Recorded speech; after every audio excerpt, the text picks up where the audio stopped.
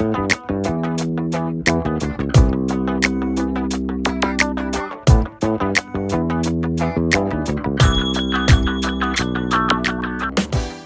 everyone!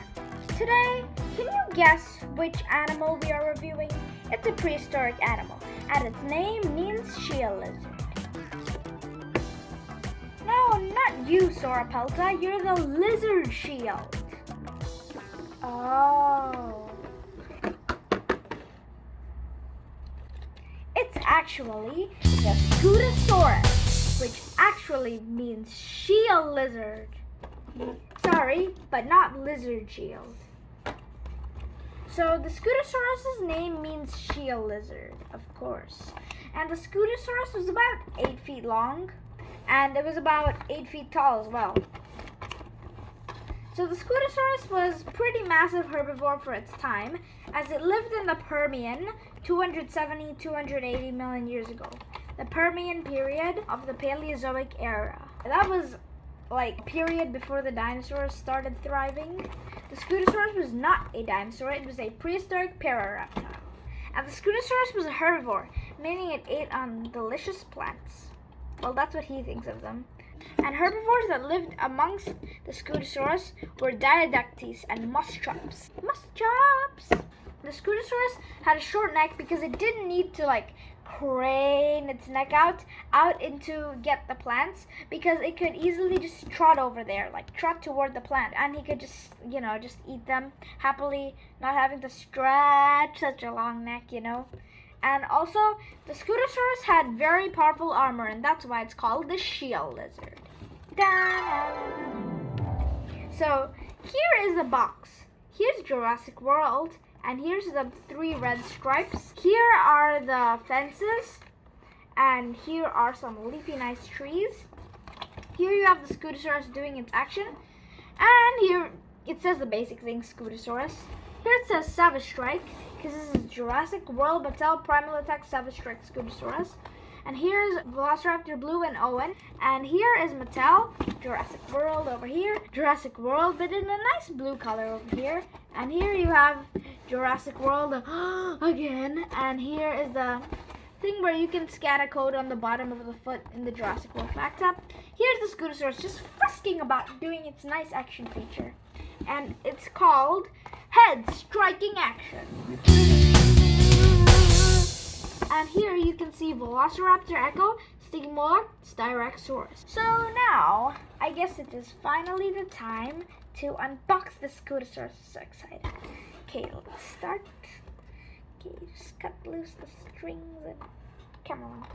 Okay, the strings over here. You don't want to injure your Scutosaurus, because then he won't be happy. Yep, got him out. Yes, finally have the Scutosaurus in my clutches. Yes, I'm so happy to finally have the Scutosaurus. So, let's get into the Scutosaurus' action feature. So, the action feature is shown on the box, and basically it shows the tail. You move it side to side to strike with its head, dun dun dun dun, side to side. Yeah, it says that over here, head striking action, and it has this thing over here, to show you to move it side to side on the packaging. So here you have the tail, hold the Scutosaurus and move it side to side. And you get a nice head striking action. Okay, so that was a little display of the action feature of the Scutosaurus. The Scutosaurus had very powerful chin spikes that they could just slash out, and they were pretty sharp. They were curved at the end. So this is kind of slightly curved, kind of like the tusk of an elephant. It's kind of triangle shaped over here, then it becomes curved, then smaller, then smaller, then smaller, then smaller, then smaller. Yeah, it just becomes very tiny over here, and that's the same case with over here. And they have 2 spikes at the bottom over here. The Scutosaurus' chin spikes were used for trying to smash down on enemies or predators. Smash, smash, like that. And the Scutosaurus could use its powerful legs to pack a punch. Ugh. And the Scutosaurus has one of the shortest tails of any animal ever. The Scutosaurus couldn't really use its tiny tail for anything. I mean, if a tail struck, it would kind of look ridiculous. The Scutosaurus also had a really powerful jaw, and its beak could really grind leaves hard. It could chew multiple leaves at a time. Anyway, the Scutosaurus had a little beak that could use to chomp on little plants. The Scutosaurus's beak was very helpful for chopping up the plants easily and grinding the leaves. Speaking of leaves, the Scutosaurus had a special stone to digest its food. Can you guess what this stone is? It is known as the gastrolith. The gastroliths were like small to big stones that the Scutosaurus could gulp up and swallow down to help digest its food. Woohoo! The Scutosaurus had a fairly big head compared to other plant eaters its size, but there actually were not a lot of other plant eaters in its time. There were more meat eaters and less plant eaters, which wasn't really fair because like meat eaters would be hunting down the Scutosaurus at the same time. And the Scutosaurus's main predators were the deadly, ferocious, tantalizing Inostrancevia. Dun dun dun. They are one of the most fearsome predators ever, and usually the Scutosaurus gets sadly hunted down. Anyway, but the Scutosaurus could also defend itself with its powerful spikes. Pretend I'm an Inostrancevia. Okay, so and the Inostrancevia may back off. If they don't back off, then it could use its armor, strike them, but the Inostrancevia might still attack. But remember, he's a sauropelta. Oh, and P.S. The sauropelta's video is in the link in the description. Woohoo! The Scutosaurus had a powerful head. It may have used them for headbutting. The Scutosaurus also usually had a lighter underbelly than the top. That's the case with most animals. The Scutosaurus also had little scutes over here that offered only little protection. So if like a predator bit at the scutes, it would probably get like a little toothache. Little toothache. Like chomp, toothache. And then it would just like shake its head, then go back to attacking, like that kind of thing. So yeah, the Scutosaurus's weapons were headbutting, chin spike, not really tail strike, armor, punch. That was one load of attacks. But the Scutosaurus's main attacks were the chin spikes and the armor. And the Scutosaurus traveled in herds at a trot so they could find more plants. The trot is their fastest speed, sadly, and they can't go any faster than that. So if an Inostrancevia caught them while trotting, it could jump on its back. But if the Scutosaurus shook it off, and if it kept running, it wouldn't be very protected because, you know, it's kind of slow. Pretty slow, actually. And the Scutosaurus preferred to flee than actually attack back, though. The Scutosaurus, I guess they should be more defensive. I want to be more defensive, Mommy. Now let's look at the detail of this little figure right here. You see the detail, guys? Yep, it's very hard. And here you've got a little tail, which the scutes are also very hard. Yeah, all the scutes are really hard. And up here, it feels nice and smooth.